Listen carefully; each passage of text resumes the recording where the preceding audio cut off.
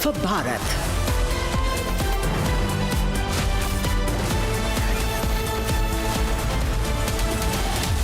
You're watching Republic.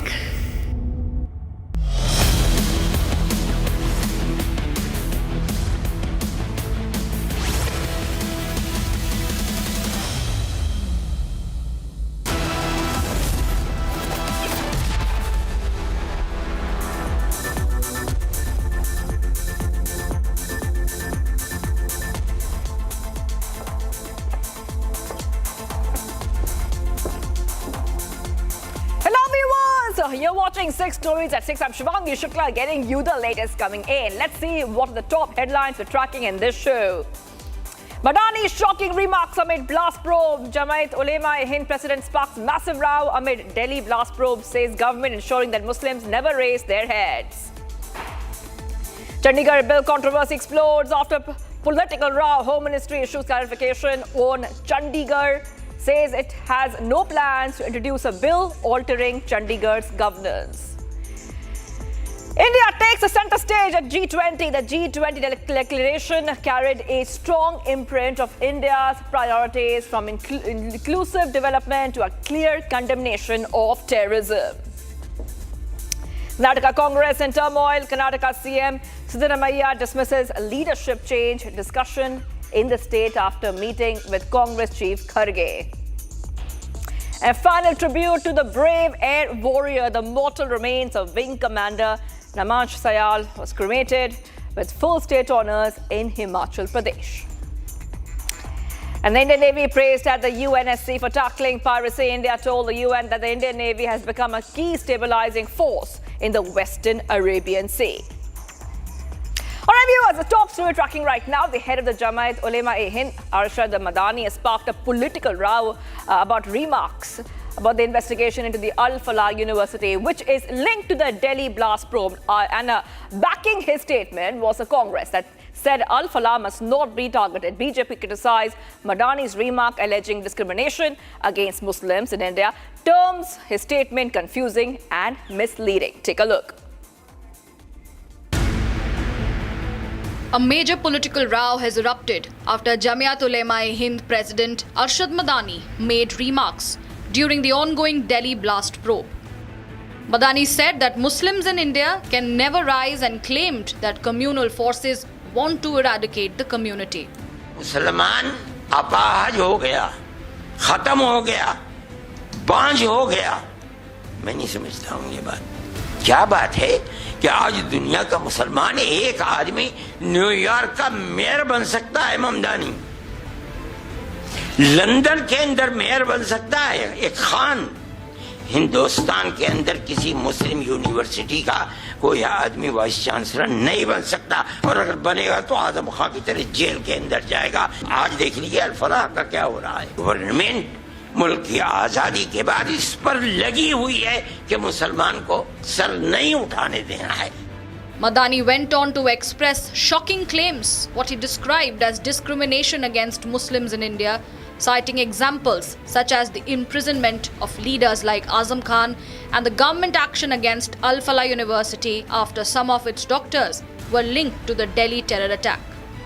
Countering the narrative that Muslims globally have become helpless or finished, he pointed to the election of Muslim mayors in major international cities in New York and in London. He alleged that no Muslim can become a university vice-chancellor in India, and even if someone does, they will be sent to jail, referring to the scrutiny faced by Falah University in the wake of the terror case. Madani referred to Falah Group chairman Javed Ahmad Siddiqui, who has been remanded to 13 days of ED custody till December 1 for committing the offence of money laundering linked to large-scale fraud, forged accreditation claims and diversion of funds from the Falah University. Reacting to Madani's remarks, the BJP has also issued sharp responses. Arshad Madani साहब के बयान में confusion था। वो एक तरफ तो कह रहे थे कि मुसलमान पूरे दुनिया में पस्त हो चुका है, दूसरी तरफ वो ज़ोरान ममदानी की बात कर रहे थे कि वो न्यूयॉर्क में मेयर बन गए, और दो लोगों के उन्होंने नाम उसमें लिए हैं। एक नाम लिया आज़म खान का और दूसरा नाम फलाह यूनिवर्सिटी का लिया। फलाह यूनिवर्सिटी का जो ओनर है वो बचपन से अपराधी प्रवृत्ति का रहा है। जमात के एक और व्यक्ति सामने आए हैं और वो कवर फायर दे रहे हैं और कहते हैं कि कोई यूनिवर्सिटी का वाइस चांसलर भी नहीं बन सकता। यूनिवर्सिटी के वाइस चांसलर का देश में तो राष्ट्रपति भी मुसलमान बने हैं, परंतु आतंक की यूनिवर्सिटी का जस्टिफिकेशन और जायज़ीकरण नहीं किया जा सकता। अगर कोई आतंकवाद करता है तो उसके ऊपर कानूनी कार्रवाई होगी, परंतु जो लोग कहते हैं कि आतंकवाद का कोई मज़हब नहीं होता, वो मज़हब के नाम पर केवल आतंकी और आतंकियों के समर्थक को क्यों पैरवी करते हैं। मौलाना मदनी जैसे लोग उसको संकीर्ण दृष्टि से देखते हैं और जिस मुद्दे को वो सांप्रदायिक रंग देने की कोशिश कर रहे हैं उसमें सफल नहीं होंगे। ऐसे बहुत सारे हमारे सामने एग्जाम्पल मौजूद हैं जहाँ पर हमारे मुस्लिम बिरादरी के लोग उच्च पदों पर सुशोभित है और देशभक्ति का काम कर रहे हैं, तो लिहाजा मौलाना मदनी का बयान किसी भी हालत में स्वीकार नहीं किया जा सकता। On the other hand, Congress leader Udit Raj has voiced his support for Mamdani, warning that the institution should not become a target despite alleged terrorist links. हाँ, मैं सपोर्ट करता हूँ। मैं मानता हूँ कि कोई गया गुप्त रूप से टेररिस्ट एक्टिविटीज किया है, उसको क्षमा नहीं करना चाहिए, टेररिज्म को क्षमा नहीं करना, लेकिन पूरी यूनिवर्सिटी को टारगेट नहीं कर सकते ना, बंद कर दे यूनिवर्सिटी, ये नहीं कर सकते। Meanwhile, authorities continue their investigation into the university's alleged ties to the Delhi blast. The probe has sparked a heated political debate, with BJP criticizing Madani's earlier remarks and now Udit Raj's comments adding fuel to the fire. Remember, the primary four accused involved in the car blast near the Red Fort metro station, in which 15 people were killed, were the doctors of the Falah University, including terror doctor Umar Nabi, who committed the attack.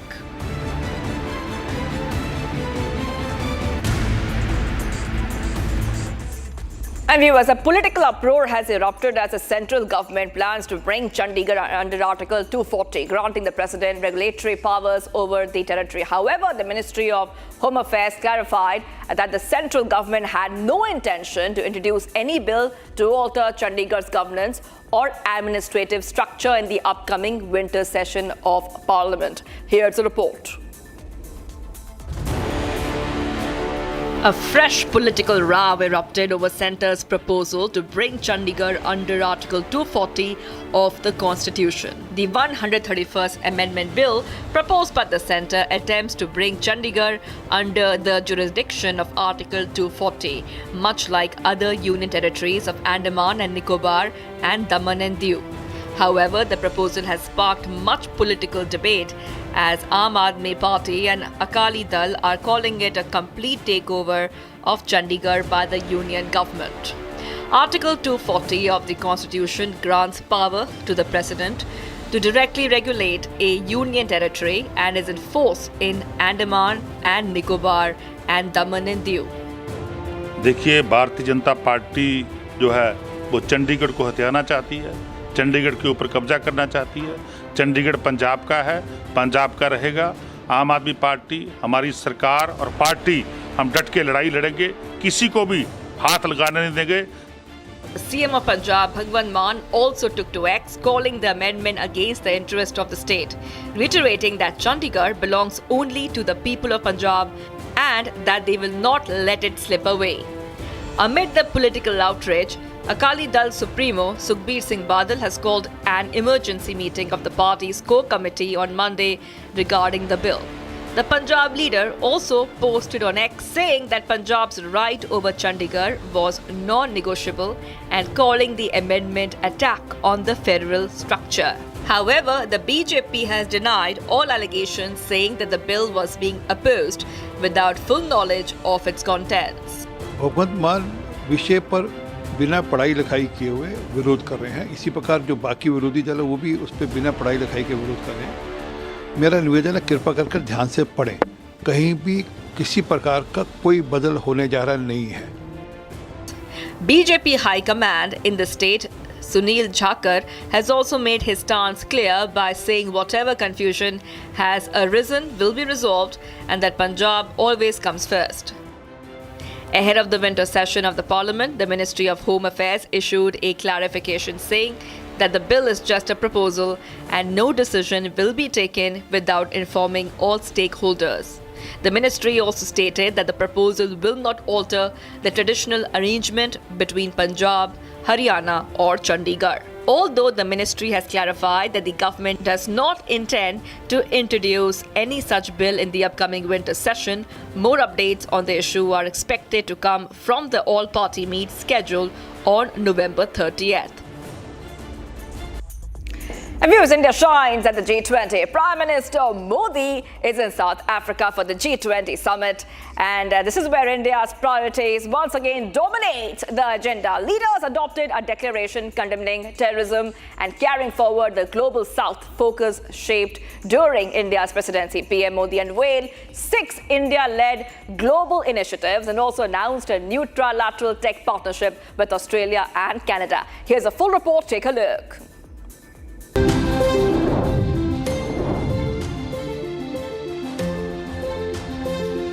Prime Minister Narendra Modi stood front and center as the G20 summit opened in Johannesburg, South Africa, with India's voice continuing to shape the global agenda. Calling the day fruitful, Prime Minister Modi said that India's focus remained on shared commitment to global progress, prosperity and inclusive development. The G20 declaration carried a strong imprint of India's priorities, from inclusive development to a clear condemnation of terrorism. Many themes championed during India's presidency in 2023 found continuity. MEA spokesperson Randir Jaiswal informed that Prime Minister Modi in his address pushed for greater collective action on climate and food security, highlighting India's Deccan principles. He welcomed the Disaster Risk Reduction Working Group, an Indian initiative being carried forward this year. PM Modi announced 6 new India-led global initiatives: a global traditional knowledge repository, the Africa Skills Multiplier Program, a global healthcare response team, an initiative to counter the drug terror nexus, an open satellite data partnership, and a critical minerals circulatory initiative, each rooted in India's development model and global approach. A major India-driven outcome was the launch of the Australia-Canada-India Technology and Innovation Partnership, ACITI. The trilateral pact aims at collaboration in emerging technology, AI adoption, clean energy and resilient supply chains, with India positioned as a central driver. On the sidelines, PM Modi met leaders from the United Kingdom, France, South Korea, Brazil, Ethiopia, Vietnam and Malaysia.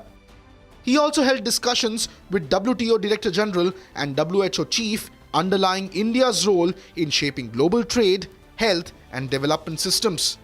I think all of you have been following reports coming out in media through various platforms within the framework of the overarching theme of solidarity, equality and sustainability.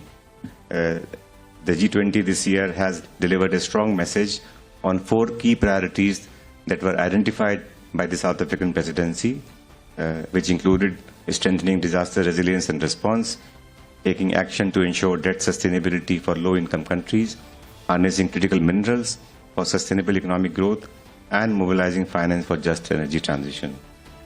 There was a focus on the issues and priorities of Africa, which are reflected in the G20 South Africa Summit Leaders Declaration, which was adopted by the members who were gathered at the summit. It's encouraging to see how the initiatives and outcomes that were shaped during our presidency have continued to evolve, gather momentum, and translate into concrete progress across the G20 and taken forward by the South African friends during their presidency. Finally, at Johannesburg, India's push for sustainability, technology and partnerships and global cooperation once again took center stage, reaffirming New Delhi's position as a decisive voice at the G20 table.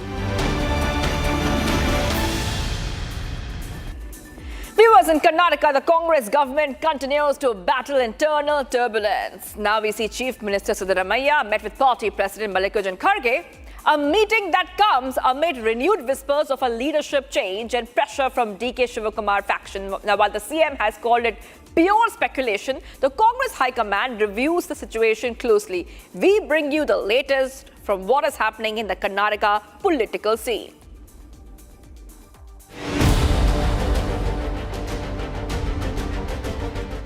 Political turbulence continues to grip Karnataka. Speculation over a leadership change refuses to die down within the ruling Congress.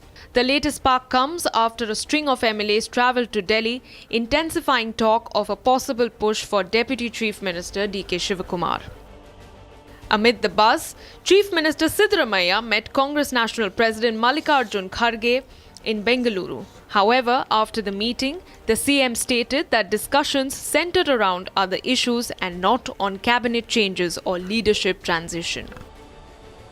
ಸಂಘಟನೆ ಬಗ್ಗೆ ಮಾತಾಡೋದು ಚುನಾವಣೆ ಬರ್ತಾ ಇದೆ ತಾಲೂಕು ಪಂಚಾಯಿತಿ ಜಿಲ್ಲಾ ಪಂಚಾಯಿತಿ ಮತ್ತು ನಗರ ಪಾಲಿಕೆ ಬೆಂಗಳೂರು ನಗರ ಪಾಲಿಕೆ ಚುನಾವಣೆ ಇದ್ರ ಬಗ್ಗೆ ಮಾತಾಡೋದು ಆಮೇಲೆ ಕರ್ಟಸಿ ಒಂದು ಕರ್ಟಸಿ ಕಾಲ ಅಷ್ಟೇ ಬೆಂಗಳೂರು ಬಂದಿದ್ರಲ್ಲ ಅದಕ್ಕೆ ಭೇಟಿ ಮಾಡಕ್ಕೆ ಬಂದಿದ್ದೆ. But reports suggest that Congress party is worried that the ongoing stalemate was damaging governance and the party's image. Siddaramaiah says he will go whenever he was called by the High Command. You have met him now for more than 1 hour. Everybody says High Command should take the decision. When is the High Command taking the decision? Doesn't mean that I have discussed with Khargeji for more than an hour. It doesn't mean that I should discuss only this aspect. So everybody says that High Command should take the decision. When is the High Command taking the decision, sir?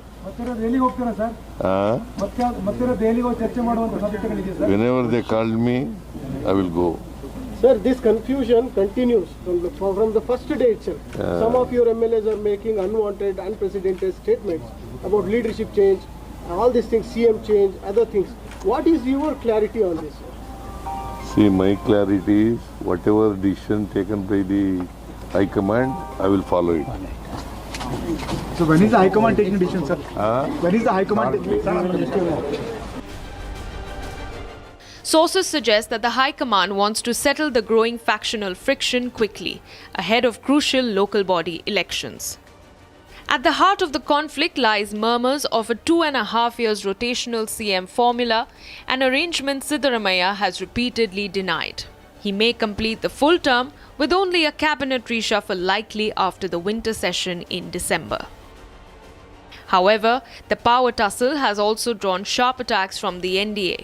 Union Minister H.D. Kumaraswamy warned of imminent and explosive political developments, accusing the Congress of internal chaos and weak administrative control. Before meeting Kharge, Siddaramaiah held a closed-door huddle with loyal ministers, while DK Shivakumar is also scheduled to meet Kharge. ಏನು decision ಮಾಡ್ತಾರೆ ಅದಕ್ಕೆ ಎಲ್ಲ ಲೀಡರ್ಗಳು ಒಪ್ಕೋಬೇಕು, ಎಲ್ಲ ಮಂತ್ರಿಗಳು ಒಪ್ಕೋಬೇಕು, ಮತ್ತೆ ನಾನು ಕೂಡ ಒಪ್ಕೋಬೇಕು, D K Shivakumar ಒಪ್ಕೋಬೇಕು. Kharge ಅವರನ್ನು ಭೇಟಿ ಮಾಡಿದ್ರು ಸರ್, ಅದೇನ ಪ್ರಸ್ತಾಪ ಆಯ್ತಾ ಇವಾಗ ಅಂತ? ಇಲ್ಲ, ಅದು ಪ್ರಸ್ತಾಪ. Confusion over the power sharing debate has dragged on for 30 months.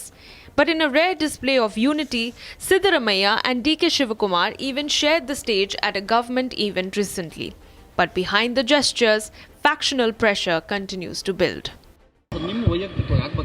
ಹೌದು, ಆಗಬೇಕು. ಸಿ ಎಂ ಆಗಬೇಕು. ಅವರು ಕೂಡ ಪಕ್ಷಕ್ಕೆ ದುಡಿದಿದ್ದಾರೆ, ಕೆಲಸ ಮಾಡಿದ್ದಾರೆ.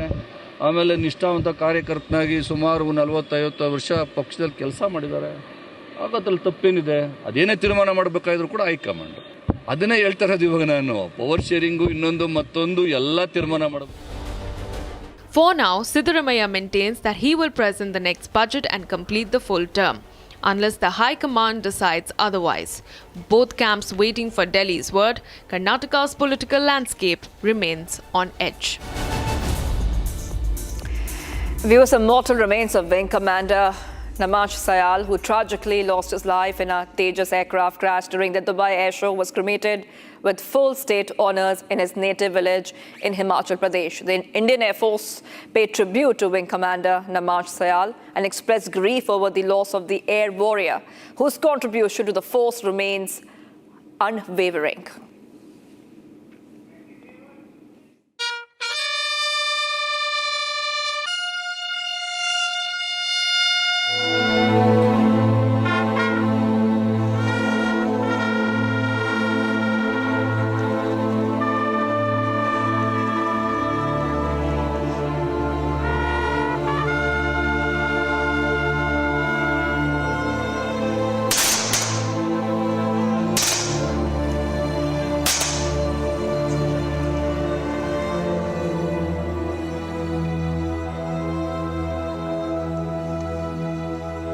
The nation bid farewell to one of its brightest pilots, Wing Commander Namansh Sayal, who died when his Tejas fighter jet crashed during the Dubai Air Show. His mortal remains were cremated with full state honours in his native village in Patialkad in Himachal Pradesh. The mortal remains arrived on an Indian Air Force C-130 aircraft at the Southern Air Command base, where a full military ceremony was conducted. From there, the body was taken to his ancestral home. The cremation was performed with state honours. Relatives, neighbours and villagers gathered to pay their respects. The atmosphere was one of sorrow, with many describing Wing Commander Sayal as a local hero who always put his duty first. Dubai जाने से पहले उनसे बात हुई थी कि मेरी selection हुई वहाँ एयर शो में जाने के लिए, तो मैंने उनको आशीर्वाद दिया और शाबाशी दी थी कि आपने तो हमारा खानदान का नाम बड़ा रोशन कर दिया इतनी, और बेटा जाओ आप खुशी खुशी से वहाँ पर अपना ये कम्बैटिंग करो। बिल्कुल शांत स्वभाव का था, कम बोलता था, सोच बड़ी ऊंची थी और उसमें झील थी और भावना थी उसकी, मैं कुछ बनूंगा। उसके शुरू से पता लग जाता था हमें, वो थे उसके विचार, और ज़्यादा बात नहीं करनी, किसी टू द पॉइंट बात करता था। बहुत अच्छा था, देश सेवा की ही बातें करता था और गांव में भी बड़ा अच्छा प्यार भाव था, सभी से मेल, कोई अपनी नौकरी की कोई ज़्यादा वो नहीं थी, बहुत अच्छा सभी से बात करनी, उठना बैठना नीचे हर उसमें था, पार्टिसिपेट करता था, तो काफ़ी दुख हुआ। Wing Commander Sayal, a native of Nagrota Bagwan in Kangra district, was a decorated officer with a distinguished service record. He is survived by his wife, Wing Commander Afsana Sayal, also an Indian Air Force officer, and their 6-year-old daughter Arya and his parents. बहुत intelligent था और हमारी तो बहुत respect करता था। बात बात में बुआ जी हमें बड़ा दुख है। मैं क्या बोलूं, मेरा घर उजड़ गया, मेरा बच्चा चला गया। क्या बोलूं, मैं एक बच्चा था, 2 बच्चे थे, मैं ये छोटा भाई था, मेरा बेटा बड़ा था, अब एक रह गया। अब क्या करूं, मैं ताई हूं बच्चे की, क्या करूं मैं। बहुत पोलाइट थे, बहुत ज़्यादा पोलाइट थे, शरीफ थे, कम बोलते थे, इंटेलिजेंट थे बहुत ज़्यादा।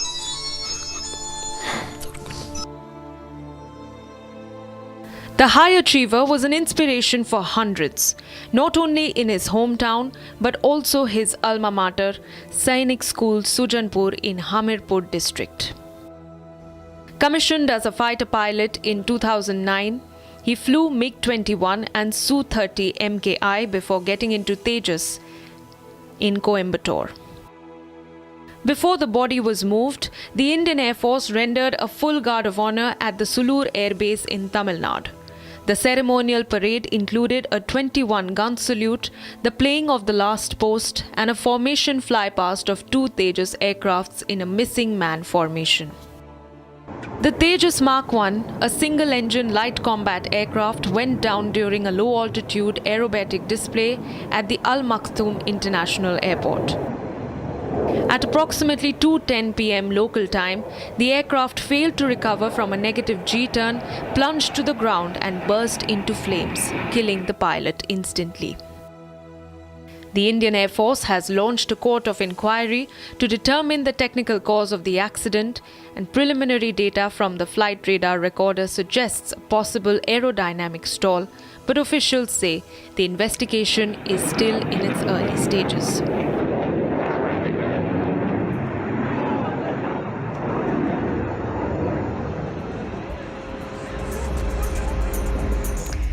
And viewers, stirring visuals are emerging from the Vajra Corps and the Indian Army's Western Command.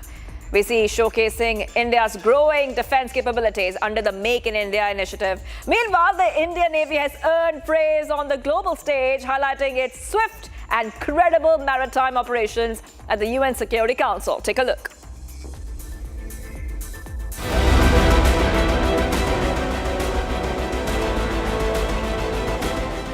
India is battle ready. With looming threats from the enemy, Bharat's forces are sending out a very clear message that for us, it's no more business as usual, but a fight against the terror ecosystem. The Indian Navy released a video highlighting its major rescue efforts in the Western Arabian Sea, saving over 520 lives, regardless of their nationality. India being in the top 3 maritime communities with 12% of the world's seafarers gives immense importance to the safety, well-being and rights of seafarers who form the lifeblood of global trade and maritime stability. Madam Chair, over the last 2 years in response to shipping attacks and rising incidents of piracy in the Western Arabian Sea, the Indian Navy has deployed over 35 ships in the region, carried out more than 1,000 boarding operations and has responded to over 35 incidents. The credible and swift actions of the Indian Navy have saved more than 520 lives, irrespective of nationality. While fresh visuals came in from Vajra Corps, underscoring the Army's push for indigenous capability under the Make in India initiative. The Western Command too released a new video showcasing the validation of the newly raised Ashni platoon during the exercise Ram Prahar.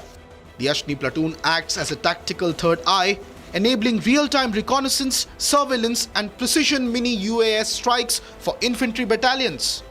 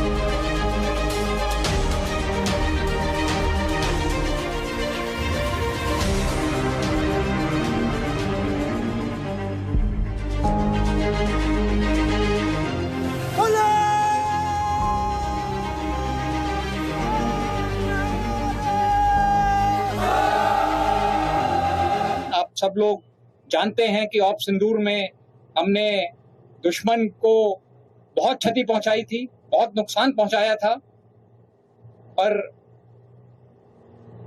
हम ये भी जानते हैं कि दुश्मन शायद अपनी हरकतों से बाज ना आए और दोबारा कोई ऐसा काम करे कि हमें फिर ऑपरेशन करने की जरूरत पड़े। पर जैसा हमारी लीडरशिप ने भी कहा है और मैं उसको दोहराना चाहता हूं कि इस बार अगर दुश्मन कोई गलत काम करता है, कोई दुस्साहस करता है, तो उसका जवाब पहले से बहुत ज्यादा होगा। From the rugged terrain of the west to the tricky borders of the east, the forces are ready more than ever before.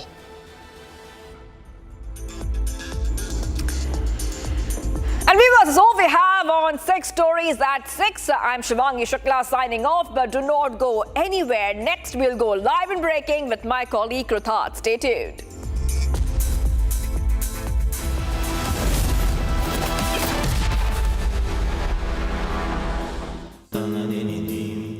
Amity has been ranked among the